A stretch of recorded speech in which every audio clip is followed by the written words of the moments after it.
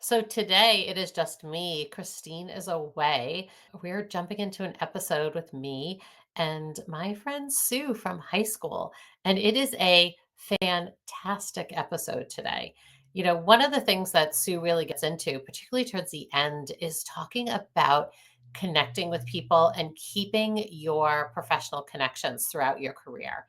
It is such an important piece that some folks just don't do. And Sue has some great tips throughout the episode of how you can do that.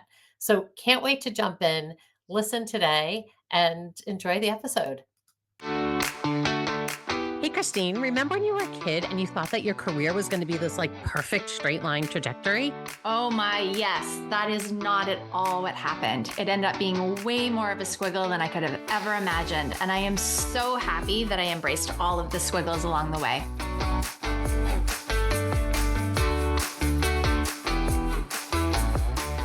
We have episode 74 with Sue Finley. Let's get into it. All right, Sue, how are you today? I'm doing very well, Kelly. Excellent. So we always start with how we know each other. And so I mean, I don't feel like I can't even say how long it's been because it's been a long time. I think we're probably talking 40 years at this point. Yeah. Probably, right? Like 1984, freshman year of high school. Sue and I went to high school Sure. together. Okay. And for those of you who are And we not look exactly the same. exactly the same, not a dot different. And for those of you who are not New Yorkers, we went to a high school in Hicksville. And yes, Hicksville is a real name of a town, Hicksville, Long Island, which you'll probably hear my Long Island accent come out because Sue probably hasn't lost hers in the way that I have. And once I start talking to high school friends, it comes right back. So we are going to jump in here, Sue. So when you were a little kid, right, what did little Sue think she was going to be when she grew up? Ah, so that's a really good question. So I wanted to be a problem solver. The subjects of science and math always appealed to me because there was a problem. And the idea of the unknown was very exciting for me. So I like the idea of being an astronomer, an oceanographer, just so that I could go into parts unknown and try to find answers and try to find solutions to questions and continue with more problem solving. Oh my goodness, I love that. And then when you were so we went to high school together, so I know you at least completed high school and I know you went off to college. So, when you were leaving high school, what were you thinking was like the next step for you? What were you thinking you were gonna major in, right? What was your thought plan at that point? Well, so I met with multiple deans, multiple career coaches, and I was blessed with having an array of people in my inner circle that had this type of experience and could guide me. And originally, I thought I would study a engineering subject and pursue potentially chemistry. And I did start studying chemistry, and the subject of engineering was very appealing to me. I liked the coding, I liked the problem solving solutions that coding gave me because it gave me the opportunity to problem solve multiple scenarios at once. And from there, I went on to business school where I continued studying coding and continued studying different types of problem solving. I ultimately majored in economics. And by studying economics, I was able to really focus on modeling and focus on the idea of having these simulations to not just solve a query, but also solve the potential of a query, statistics, and look at the probability of what one solution could solve versus another. So that was always very exciting for me. So I know there's always this big debate, right? Of do you go right from your bachelor's to your master's degree? And you did that, right? And you ended up landing in something that you still use to this day. But what was your decisioning around, do you go straight through? And did you work through your master's degree or were you a full-time master's student? I worked through my master's program. Yeah. And for part of my master's program, I had the gift of being a graduate assistant in the program I was studying. So that afforded me the opportunity to study full time and also understand what professors went through on a day to day basis with creating the program, creating the exams, how they analyzed the exam answers when it was an essay response. And then I went on to working full time while I completed my graduate program. Nice. So you get out of school and what did you start doing? So my first role, my first role was one where I don't necessarily believe I was a fit in. So I was working in a marketing role where they were looking to statistically target certain audiences for investment purposes. And while I was definitely ensconced in opportunities where I was working on write ups. I was working on marketing campaigns. I was blessed to be able to complete my Series 7, my 63, my 24. So the NASD licenses definitely gave me exposure to learning more. I wanted to focus more on modeling efforts, and how that technique could be used by applying different methodologies. So from there, I did join the banking industry and I worked at various different size banks in different roles where I wore different hats around modeling function. Um, Throughout my career, I have been able to be a model owner where I was developing models for a specific purpose. And Okay, so I'm going to interrupt you for a second here because you're talking about models, and I don't know that everyone who listens might even have an idea what that means in an economic sure. kind of world. So talk to us about like what does that mean? Because it's not like you're hiring supermodels. You're doing something completely different with modeling. Sure. So I can give you some examples Yeah. of models and modeling techniques. So one of the types of models that I've worked on is stress testing. So you have a portfolio of assets.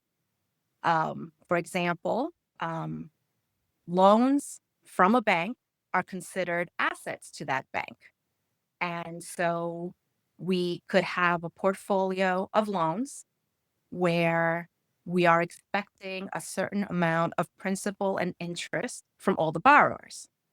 And we stress test that portfolio, meaning in the event that we have 5% of those borrowers who are late or miss a payment, what does our requirements look like so that we maintain a level of liquidity so that we do not create a position of risk to that bank? So we have regular risk applications, adverse risk applications, severe risk applications, where in the event of, let's say, a global pandemic, where you might have a pool of borrowers who lose their jobs and are unable to pay back their loans for a significant period. What will the bank do to respond? And these models become very significant to the bank because you want to maintain a strong level of adequate liquidity, adequate capital. And the reason for that is just for those instances where you want to make sure that you don't keep too much because that's an opportunity cost to the bank while they are able to not use these assets. And you don't want to have too little because then that is an impact to the potential amount of funds that the bank needs to hold as liquid in the event that you need to use them for clients. So the level that we need to maintain these models at is very important. It could lead to not just the bottom line and how much the bank needs to make in profit or how much the bank needs to keep in minimum capital, but also it's a reputational risk. If we don't keep enough money into a liquid account, then what happens to the reputation of the bank? And in many cases, you only get one shot at the apple where you want to make sure that you maintain a level of trust with your client because once that's lost, then there's a good chance that client is going to look for an alternative bank. Right, right. I mean, trust not just in banking, but I think in life, right? It's one of the most important things. Christina and I talk often on the podcast about how important trust is when you're a leader, right? That Mhm. you're building trust within your team. Like never like, yes, your customers too, right? Because that's your bottom line as well. But just even as a leader within your team of how important trust is, because once it's broken, really hard to bring it back. Exactly. Exactly. So you've moved up really quickly and had lots of very high level roles at multiple banks over your career, right? Your LinkedIn is quite impressive, Sue. So, right, when I look at this, though, I also think you've been in a lot of places and a lot of senior roles where my guess is you are the only woman in the room, or In or several one of few women in the room. in several cases. I have been blessed though in my career where I've had very strong mentors, very strong godfathers and godmothers, where I have not just had great leadership, but I've also been able to maintain those relationships even after I've left the firm because they were such a great influence in not just my day-to-day activities, but in my career views that I want to maintain a relationship with them throughout the rest of my career and maybe longer. That is such an important point, and I think one that a lot of people, particularly early in their career, don't realize how important that is to keep up those professional relationships, even when you're no longer seeing folks day to day. And right, when I think of your career, right, and just looking at your LinkedIn, I know you've had times where you've left one company, went somewhere else, and then went back to that company. And by keeping those relationships up, that was able to open those doors, is what I'm assuming here, right? Yes. That you didn't burn any bridges. Not only that, you just kind of kept keeping them going. How do you do that? How do you kind of keep up these relationships over time? Well, do well unto others. I've certainly been in the receiving end of people who have done great service by me. Um, so always return that favor where you have someone that you've built a relationship with professionally. And when you're working with someone on a regular basis, there's a good chance you're spending more time with them than you are with your own family, Oh, so true, right? So true.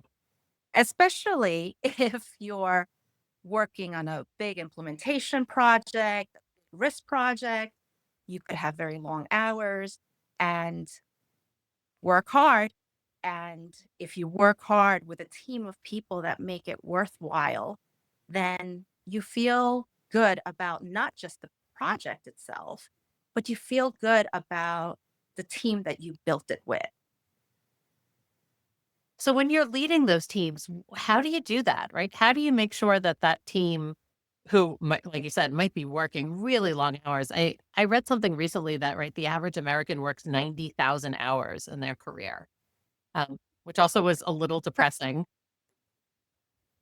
Uh, but right, you're thinking you're spending all of this time with folks. How do you, when you're in these leadership roles, how do you make sure that folks feel that, right? That they feel that they are trusted and appreciated and that they feel part of the family there.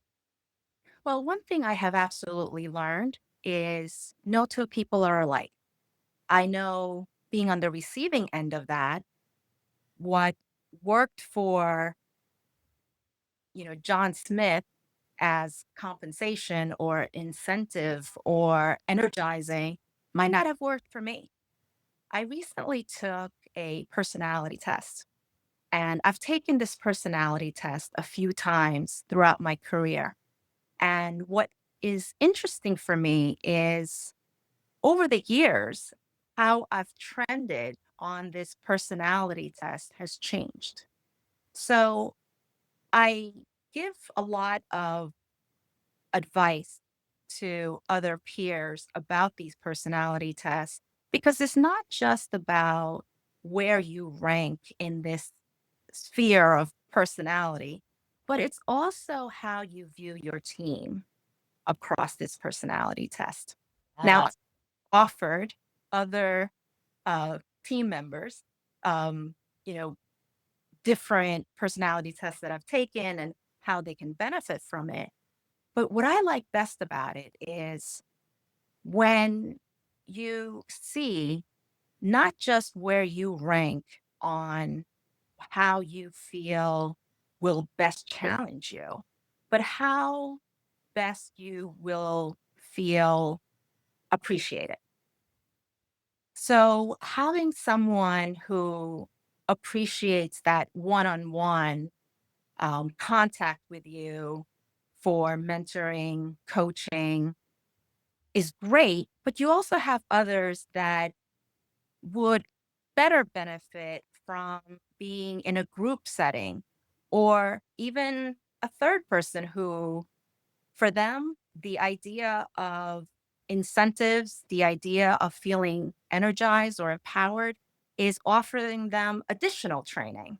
So for me, having access to this personality test is absolutely an asset.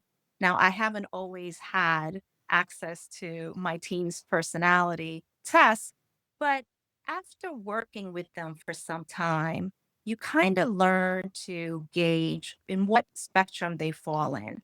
And I try to use that quite a bit because not only do I want each team member to deliver and deliver on task and deliver timely, but I also want them to walk away feeling like they've been an asset, they've been appreciated, and that they potentially learned something new.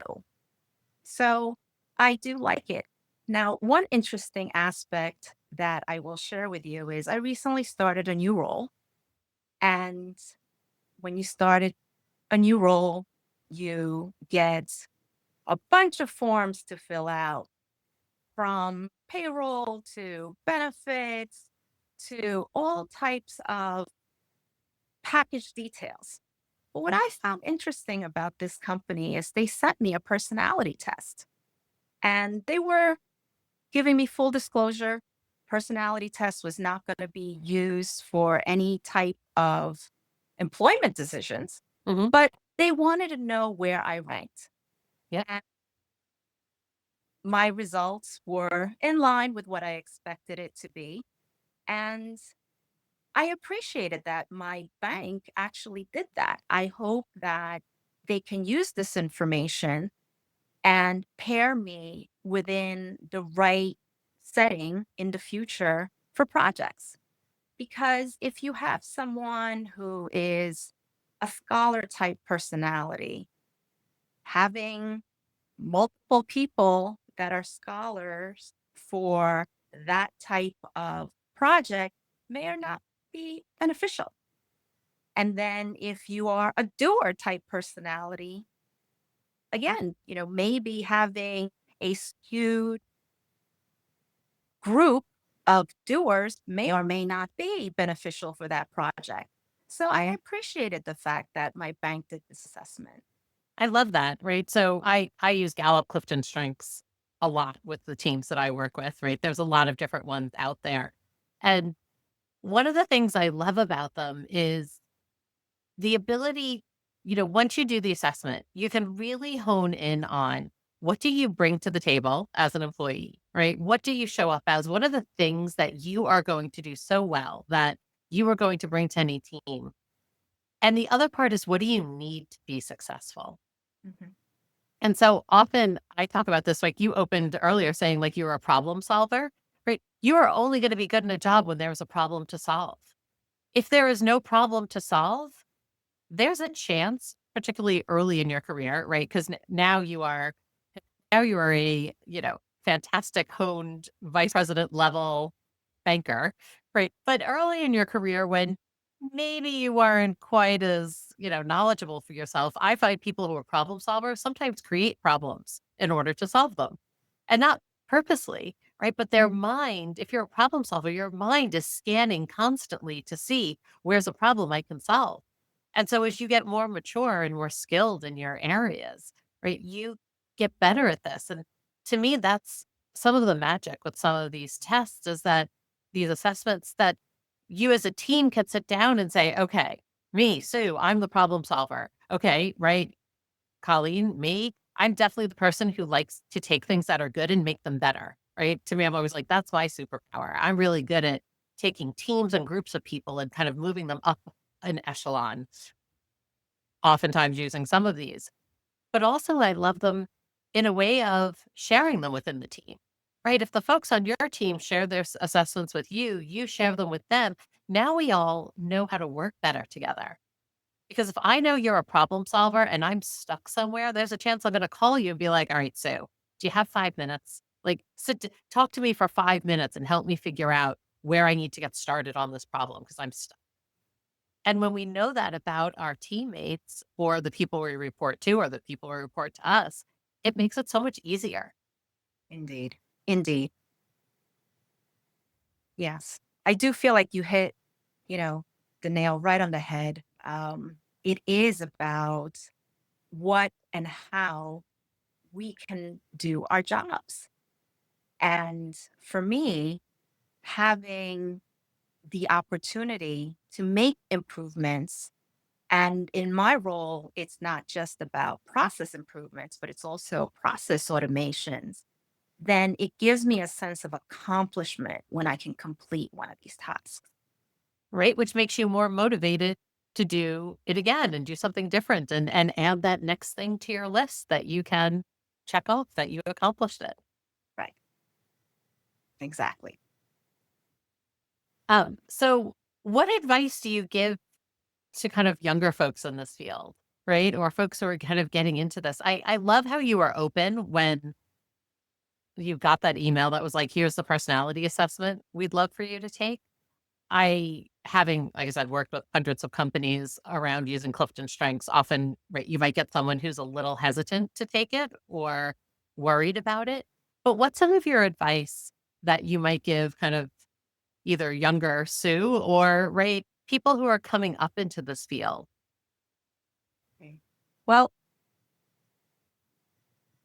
I recently became involved with a graduate program, and I have met many, many graduate students through that networking program. And what I tell them is stay in touch with your peers. And the reason I tell them to stay in touch with their peers is, especially if you are in a graduate program majoring in a specific subject, usually you will end up in a similar practice. Maybe your industries will be different, but you'll end up in a similar practice. There's multiple people that I went to university with that I've kept in touch with over the years. And they may not be in banking, but they're still working in modeling and they're still working with models. So for me, it's very, very rewarding to catch up with them even now and see how their career has developed and what they're doing in their own space. And so I tell these graduate students, make sure you connect, make sure you maintain this network, because even if you don't go in the exact same job, in the exact same industry, it may be interesting for you how they progress in their careers. And I think we all changed our networking styles. For me, I would join a new company and I would try to make opportunities to meet people face to face, have a coffee break, potentially go to lunch and learn more about that person, learn more about that person's role. And during COVID, that became a Zoom call. Prior to the pandemic, I would have told you I think I used Zoom a total of once. So we all learn to alter our practice. In addition, sometimes you're working with people in other time zones. So there is no opportunity to physically meet with that person. So alter your expectations, be flexible. And if it's convenient for that person to network with you at 7 o'clock in the morning or at 10 o'clock at night, make an exception and learn about that person, learn about that person's role, because it may make your working relationship with that person smoother, more enjoyable. And at the end of the day, you might actually learn something from that conversation. Oh, 100%, right? Like those connections, I always say half the point about, or half the magic of connections is sometimes they show you doors that you didn't even know existed. Right. Exactly. So never mind opening a door for you. They're going to say, like, did you even know that this career happened? Or, right, we're hiring this new position. Recently, prompt engineer was the title that started to come up a couple of years ago. Right. Prompt engineer. It's all about AI tools and who's putting the prompts in and how do you prompt AI to give you the best, the best answers. No idea that job existed. Right. Right. And most of us wouldn't. So as you're kind of out there connecting, that's such great advice. So do you have a favorite question that you ask people when you're kind of connecting or chatting with them? Well, at some point during a conversation, I like to understand how their career progressed. And I asked this question to first year analysts, and I would also ask this question to somebody who's been in their role for 30 years, where, hey, when you graduated from university in the program that you studied, did you think you'd be in this role today? Do you have a thought that, hey, what you learned in university is applicable to what I'm doing today? Or do you feel, oh, absolutely, it had nothing to do with what I'm doing today? But I always find that answer to be super interesting because I've had the whole array of responses where, yep, I am doing exactly what I thought I would be doing when I graduated university. And I've also had people tell me I am doing nothing like what I expected when I graduated from university and I had to learn on the job. But it's been super interesting for me to learn that person and how that person progressed into their current role. I love that. All right. We are going to move on to our lightning round, right? These are our no overthinking, no explanations, right? Oh Quick boy. answers. Going to make you think on your feet, but these are fun ones. All right. So my first one is, what are you binging or streaming on TV these days? Oh, I am watching every crime documentary that comes out. And I saw a meme somewhere where, oh, it's like a red flag if someone watches too many of these types of documentaries. So I one big giant red flag because I watch every single one that comes out. Okay. So Right, well, I know that you have a husband and a son who are both in law enforcement. Like, did they watch them with you, or is this a Sue only moment? My husband watches them with me, and I ask, Nice. "Is this really what happens?" Right, it's kinda like watching a medical show with a doctor, and they're like, "That's not at all what happens," right, in the ER, and then the ones that they're like, "Yeah, that's totally it." So, Exactly. okay, are you a inbox 0 kind of person, or is your inbox just, like, total chaos? Or somewhere in between? Someplace in between. Um, I don't like to have a chaos inbox. Um, I do use the flagging system. Thank goodness for flags Yeah, because there are ones that are my easy wins. I can take action and forget about them. And there are others that I need to refer to periodically to make sure that we're still making progress. Um, and there are actually a couple that I read every single day. And the reason I read those every single day is because I'm still fairly new to my current role. And I have a mandate of what is expected of me. And throughout the day, throughout the inbox, it can become a little distracting. So I read them over to make sure that regardless of whatever distractions I face in a given day, a given week, a given month, that I stay true to what my goal is my first year at this current role. fantastic. I love that. I feel like email is such a beast, and I feel like everybody has a different way to manage it. All right, and then our last one today is, do you have a book recommendation for our listeners, right? Or like either fiction or nonfiction? Is there something that you've enjoyed reading that you think others should jump on?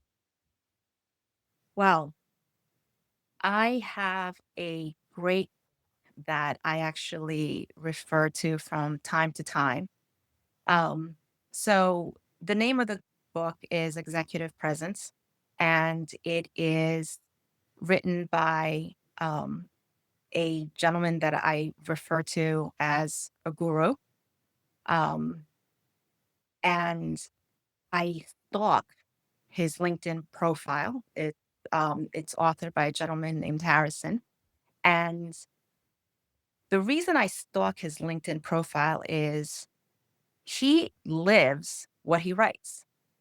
And he writes about how we need to project ourselves in a certain way, not just to make sure that we deliver what we're supposed to deliver when we're hired for a role, but also how we can come across in our messaging, in our speaking style, because that is imperative to making sure that our audience hears what we're saying.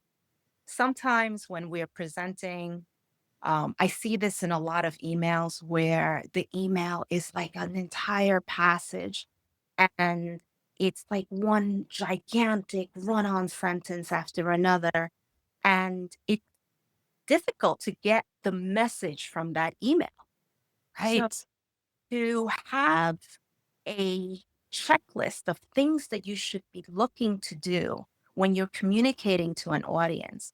What do you want that audience or that one specific person you're sending that email to, or that one specific person that you're having a one on one with? What do you want them to walk away from? Sometimes I'm having a meeting because I have multiple priorities and I need to have a conversation with someone to understand and make sure that the priorities I understand are exactly the priorities for my role and for my company. But other times, I want that person to walk away with a message, with a story that I'm trying to share, that I'm trying to convey as what we want to accomplish as a group, as a team, as a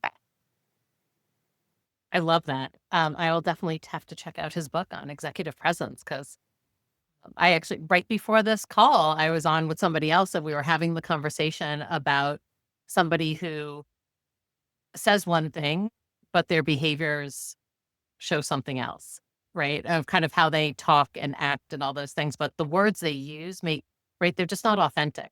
Mhm. And it was just it's interesting. Well, Sue, thank you so much for being our guest today. This has been Oh, fantastic. pleased to be here.